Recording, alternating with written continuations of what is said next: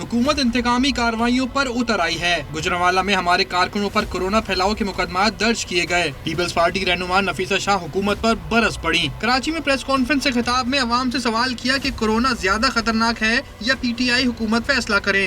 अब इस मुल्क को फैसला करना होगा कि इस मुल्क के लिए ज्यादा खतरनाक क्या है।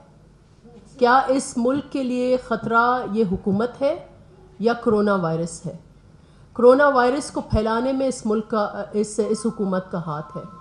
तो ये हमें फैसला करना होगा कि कोरोना वायरस ज़्यादा डेंजरस है या कंटेनर वायरस। पीपल्स पार्टी के रहनुमा राजा परवेज अशरफ ने खबरदार किया कि हुकूमत तमाम मसाइल का मलबा गुज़िश्ता हुकूमतों पर डालने का सिलसिला बंद करे। जनाबे वाला, हम तो पाकिस्तान के काश्तकार को खुशहाल छोड़ कर गए थे। हम तो पाकिस्तान के सारे जखीरे गंदम से भर कर गए थे।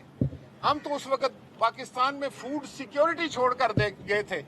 आज पाकिस्तान को आपने किस हाल में पहुंचा दिया है। महंगाई कई गुना 5-5, 6-6 गुना महंगाई बढ़ चुकी है। राजा परवेज अशरफ ने दावा किया कि PDM के प्लेटफॉर्म से अवाम हुकूमत से निजात हासिल करेगी।